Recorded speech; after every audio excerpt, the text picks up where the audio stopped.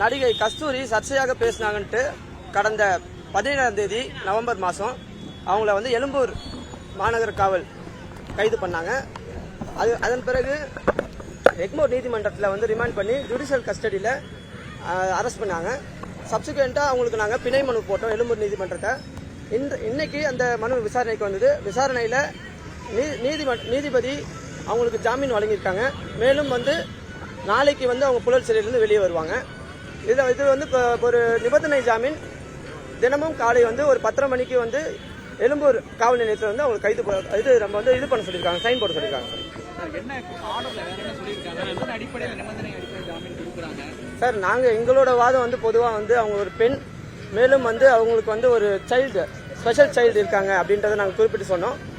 மேற்கொண்டு காவலர்கள் வந்து அவங்க கோஆப்ரேட் பண்ணாங்க. அவங்களும் வந்து எங்களுக்கு வந்து எந்த ஒரு ஆட்சேபனை இல்லை பிணை கொடுக்க அப்படின்னு சொல்லியிருந்தாங்க. காவல்துறை தரப்புல என்ன சார்? காவல்துறையில் வந்து அவங்க எந்த ஒரு அப்ஜெக்ஷன்ஸ் வந்து தெரிவிக்கல. அவங்கள வந்து அவங்களுக்கு எந்த ஒரு அப்ஜெக்ஷனும் இல்லை. மனிதாபிமான அடிப்படையில் அவங்க வெளியே விடலான்ற மாதிரி சொன்னாங்க சார். கண்டிஷன் வந்து டெய்லி வந்து ஒரு 10:30க்கு வந்து காவல் நிலையத்தில் அவங்க கையெழுத்து போடணும் அன்டில் ஃபர்தர் ஆர்டர்ஸ். மேலும் வந்து அவங்க வந்து 2 ஷூரிட்டிஸ் வந்து ப்ரொவைட் பண்ணணும், ஒரு 10,000 பாண்ட் அப்படின்ற மாதிரி சொல்லியிருக்காங்க. சார் காவல் நிலையத்தில், எழும்பூர் காவல் நிலையத்தில். மேலும் வந்து இந்த வழக்கில் வந்து நான் மற்றும் இன்னொரு வழக்கறிஞர் வந்து கார்த்திக்ன்றவரை வந்து மனு செஞ்சிருந்தோம். அதில் வந்து ஒரு மனுவை மட்டும் ஏற்றுக்கிட்டு இன்னொரு மனுவை வந்து தள்ளுபடி பண்ணியிருக்காங்க. அதான் சார், இப்போ ரெண்டு வழக்கறிஞர்கள் வந்து மனு போடும்போது ஒரு வழக்கை மட்டும் தான் எடுப்பாங்க, மனுவை மட்டும் எடுத்து அதில் ஆர்டர் போடுவாங்க. அதன்படி வந்து மனு ஆர்டர் ஆயிருக்கு. அவங்க நாளைக்கு வந்து சிறையிலேருந்து வெளியே வருவாங்கன்ற எதிர்பார்க்கணும். நாளைக்கு காலையில் நாங்கள் ஷூரிட்டி கொடுப்போம் சார் நீதிமன்றத்தில்.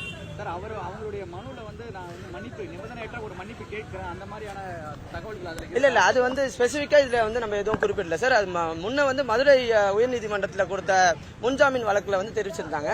அதை வந்து நீதிமன்றம் அப்போ மதுரை கிளை வந்து ஏற்றுக்கல.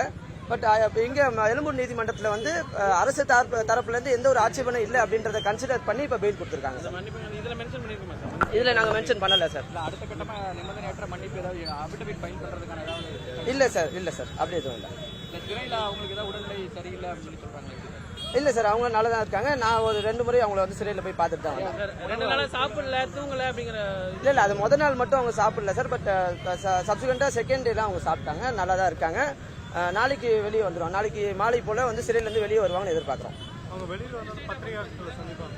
சார் அவங்களோட விருப்பம் சார், அது அவங்களுக்கு. நன்றி, வணக்கம்.